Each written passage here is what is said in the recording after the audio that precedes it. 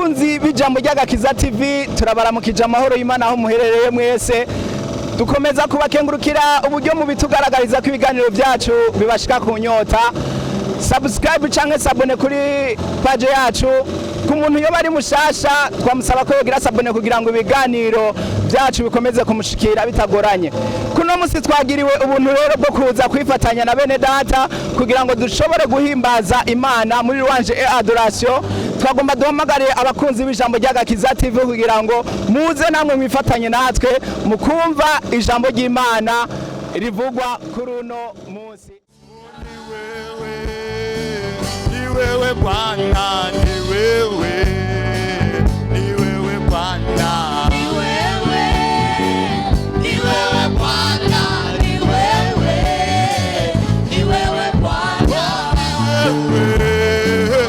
wewe Bwana, ni wewe Bwana, ni wewe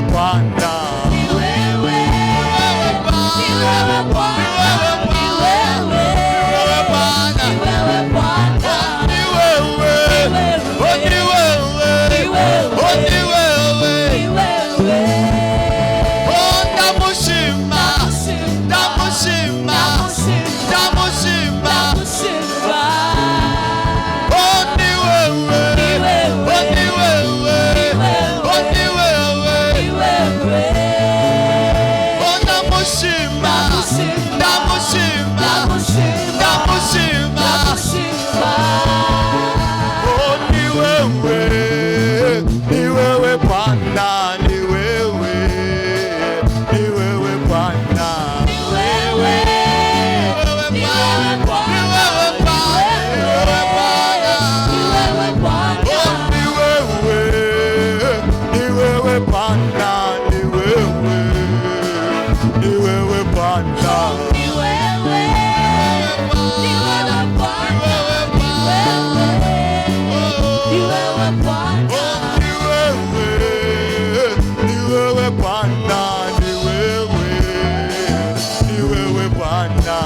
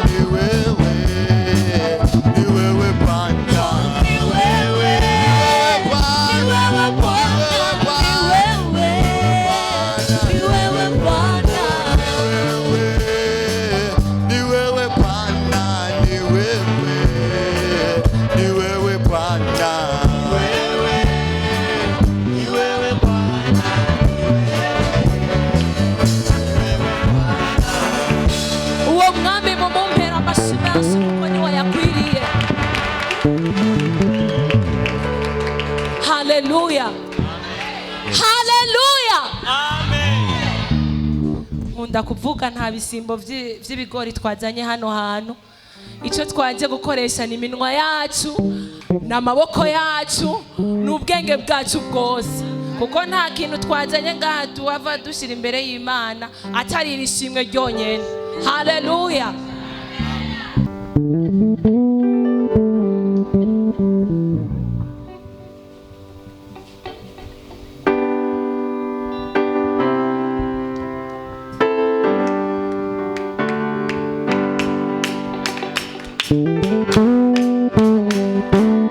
Amasi yawe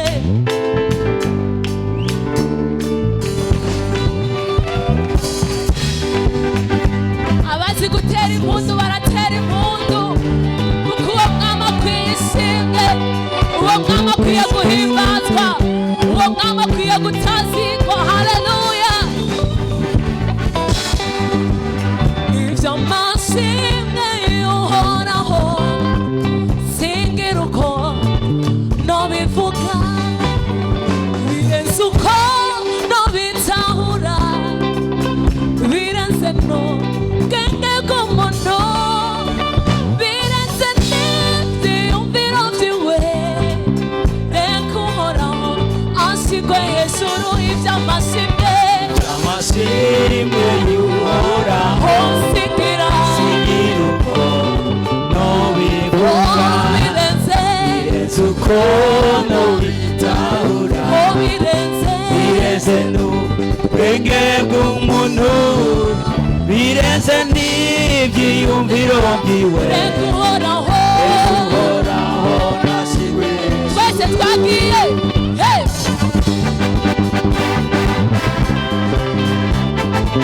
urashobora gutambira uwo mwami wawe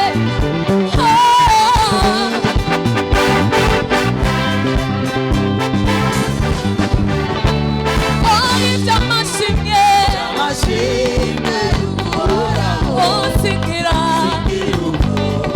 nobivuga birenze uko nobitahura birenze n'ubwenge bw'umuntu birenze n'ivyiyumviro reka uhoraho uhoraho nashigwe nushimwe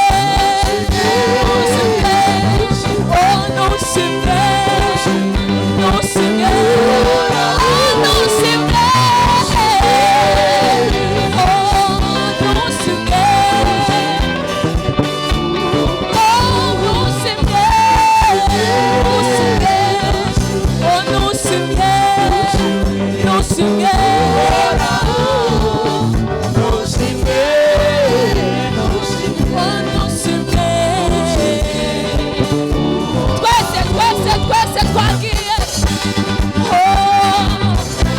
urakwiriye mwami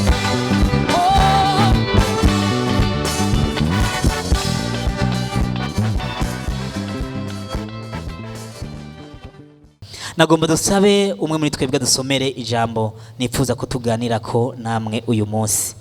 Ijambo ry'Imana riri mu butumwa bwiza ko bwanditswe na Matayo igice ca 18 turahera ku murongo 21 dushitse ku murongo wa 35.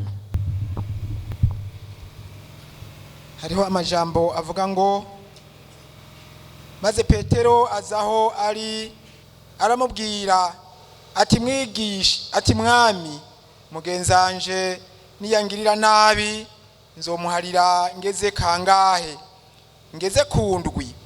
Yesu aramubwira ati jeho sindakubwira yuko ugeza kundwi ariko ugeze inshuro 70 inshuro indwi.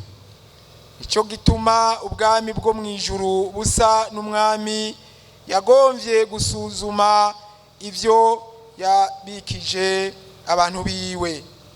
Atanguye guharura bamuzanira uwamuririye mu mwenda w'itaranto 10,000. Ariko kuko atarafise ico yishura, shebuja ategeka ko bamugurisha hamwe n'umugore n'abana n'ivyo afise vyose ngo umwenda wishurwe. Wa muntu yikubita hasi amwitembagaza imbere ati mwami nyihanganira nzokwishura vyose. Shebuja w'uwo muntu amugirira akagongwe aramurekura amuhebera wa mwenda amufitiye. Uno muntu asohotse abona wo bakorana yamuririye umwenda w'idenariyo 100, aramufata amugwa mu kanigo ati nyishura ivyo mperaniye. Uwo bakorana yikubita hasi aramutakambira ati nyihanganira nzokwishura vyose. Wa wundi aranka aragenda amushirisha mwibohero gushitsa aho azomwishurira ivyo amufitiye. Bagenzi biwe babonye ibibaye barababara cyane baragenda babwira shebuja ibibaye byose. Buno shebuja aramuhamagaza aramubwira ati, wa muntu mubi we, naguhebeye wa mwenda wose aho wanakambira, none nawe ntiwari ukwiye kugirira imbabazi mugenzawe nkuko nanje nazikugiriye. Shebuja araraka amuhereza abasoda gushitsa aho azokwishurira ivyamufitiye byose. Na data wo mwijuru niko azobagirira nimutaharirana, umuntu wese ngo aharire mugenzi we bivuye mu mutima. Amen. Iri jambo ni jambo ryari rigize iminsi iri ku mutima wanje, haraciye kumbure nk'indwi nka zibiri canke zitatu. By'ukuri iri jambo uko ndarisoma numva umenga ni rinini muri jewe. Sinzi ko mwebwe ariko kunda kubashikira. Jewe iyo jambo narisomye nkumva rirankoze ko jewe ubwanje numva nipfuza kuriganira n'abandi. Iri jambo rero nkuko mubibona umugani Yesu yaciye, kandi uyu mugani awuca bivuye kuri Petero amubajije ati, mbega mugenzanje niyo yancumurako canke niyo kumbura bitagenda canke niyo yansitarako nzomuharire kugeza kangahe? Petero acashira kongo inshuro indwi. Naragerageje kuraba mu isezerano rya kera yuko hariho itegeko ryavuga neza yuko umuntu agucumuye ko umuharira inshuro indwi, ni kuvuga umunani udashobora kumuharira. Aho ndahabura, sinzi igituma Petero yavuze iri jambo. Ijambo nipfuje kuganira ko namwe ni iri jambo rivuga ngo tubeho ubuzima bwo guharira. Tubeho ubuzima bwo guharira. Mwava mwibaza ati, mbega igihe wasomera ijambo hari rikagukorako, hari utari bwaharire? Jewe by'ukuri ku bwanje naramahoro, mugabo iri jambo uko narisoma numva by'ukuri mbwirwa, numva ngeragezwa kurivuga, kuko iri jambo uko ndariko ndarivuga no kwishengero ndi kuri programa mu minsi iza, iri jambo nyene nzorivuga uko nyene. Kombe nubwo ntorivuga uko nyene, ariko ijambo nzorivuga. Petero abaza Yesu ati, mbega niyo umuntu yancumura ko nzomuharire gushika kangahe? Ati, nzomuharire gushika inshuro indwi. Mw'iyi Bibiliya novuga isobanuwe canke isubiwemwo, aha ico Yesu yamwishuye biratandukanye gatoyi. Sinzi ko mwavyumvise, kuko Yesu yavuze ati, oya je sindakubwira gutyo, je ndakubwira yuko umuntu uwo muharira indwi, inshuro indwi, ibitehetangabo 70. Ni kuvuga ni indwi kugwiza ndwi bingana 49, guca ufata 49 kugwiza 70 biza kungana 3,430. Mu yandi majambo Yesu amubwira ati, niyo umuntu yagucumurako uze umuharire inshuro 3,100. Muri make warumva yuko iyo muntu nimba cyo wacashitse cyako, sinzi ko byukuri, sinzi ko ibyo bintu byobaho aho umuntu yo gucumurako inshuro zirenga izo. Bene data, iri jambo ndiko ndarivuga kuko aha Yesu canke na Petero nyene bari abantu babana n'abandi. Iri jambo ndiko ndarivuga nka twese turi ngaha, nkuko nabivuze, hariho abakiri bato bari muri twebwe, hariho n'abakuze bari muri twebwe. Kandi umuntu yovuga ngo jewe sinigera nsitara ku wundi canke sinigera nsitaza uwundi, yoba yibeshe. Birashika tugatsitaranako. Mbega ntobishika muri korale umuntu ukamutsitarako? Umukobwa umwe twaririmbana hari mu Kinindo, hariho umuhungu yaririmbana na Apollinaire yaho aza kutwigisha kuririmba. Nyampongi twakaverangira umushinga ntihemera cha mwibuka. Hanyuma ariko aratwigisha. Je by'ukuri murabizi ko nsanzwe nkenye ibijanye n'ivy'indirimbo by'ukuri mu kuririmba jewe sindi wa kera.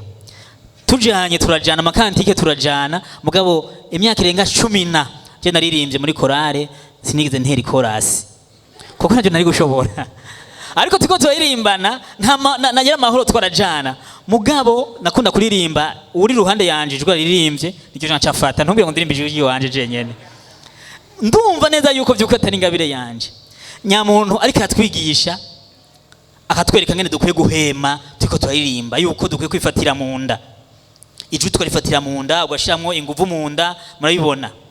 Hanyuma nyamukobwa nawe ariko araririmba acaramubwira ngo mbega ni kwiri kumeze gutyo ngo umenga mu nda yawe watekeye amasashe urashobora kuririmba ngo watekeye amasashe mu nda.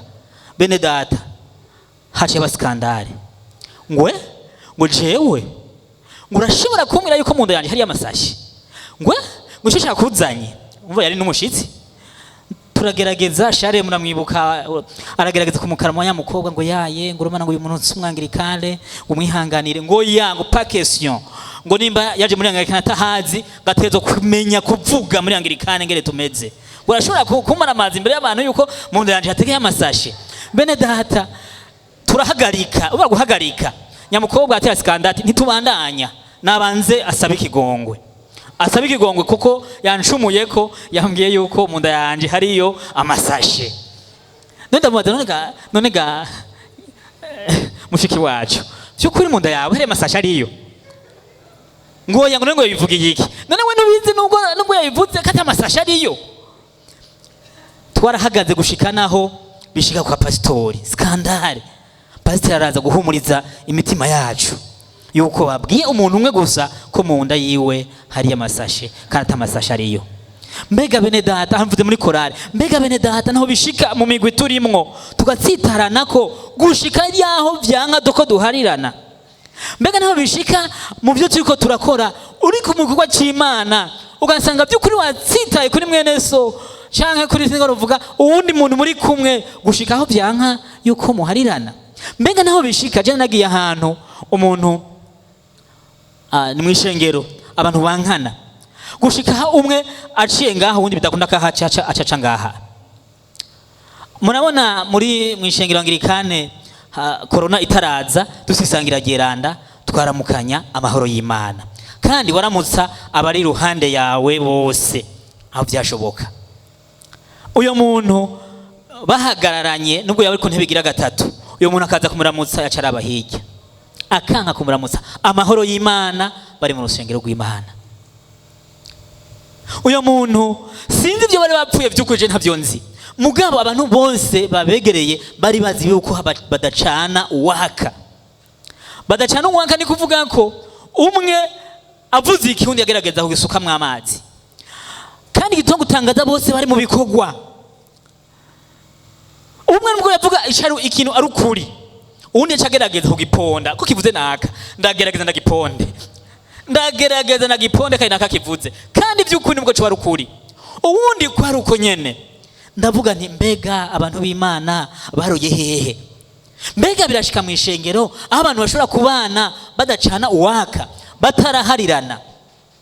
Mbega birashika mu ishengero tugatsitarana ivyo byo biri bingavuga mu gifaransa biri normale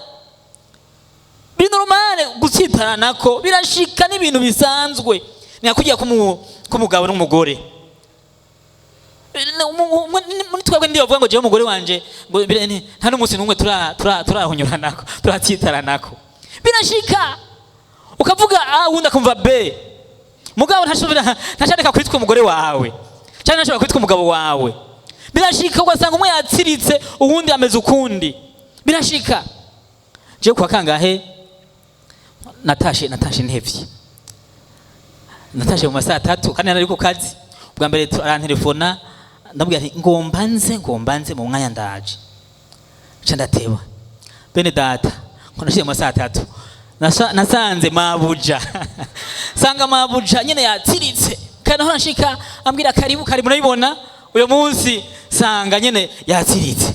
Izi saha byagenze gute kandi twagutelefone nyuma yose kutwitaba we ntugize iminsi ubona ibiriko biraba kubera iki waduhagaritse umutima kubera iki murabibona barahagarika umutima kandi birumvikana iyo umuntu atasha atevye shatse kuvuga iki si iminsi yose twaba dusanga bariko baratwenga siko none si iminsi yose twaba dusanga bariko baratwenga hari igihe dusanga bashavuye kandi natwebwe nyene nuko nyene hari igihe bishika ugasanga uriko uratwenga umwe utwenga nshatse kuvuga iki nshatse kuvuga yuko bishobora gushika umwanya n'umwanya umuntu mugatsitaranako mbega bikwiye kuguma uko nyene mw'ishengero mbega mu bantu b'Imana bikwiye kuguma uko nyene ibintu bitatu nagomba kuza kuganira ko kimwe nuko ukwiye guharira utarinze guharura mwene data uharira utarinze guharura hamwe twoharura ivyo abafise abana bari muri twebwe abantu bakoze bafise abana hamwe twoharura ivyo abana baducumurirako ivyo abana bonona hari abana baba bamaze kwirukanwa mu miryango umwana uramubuza iki ejo agakora ikindi eda yecu umubujije aca guca gikorera isho nyene kuko akimubujije mutora w'umwana muto mubujije ngo ntiwinjire mw'iki cumba ngo aha hantu ngo uno munsi ngo ntuze kwinjira ngo aha hantu hariyo ibintu ngo twabize ntimuze kwinjira mu byo none aca gerageza kurondera kwinjira kugira nabi ivyo bintu wewe wamubujije niko bameze umwana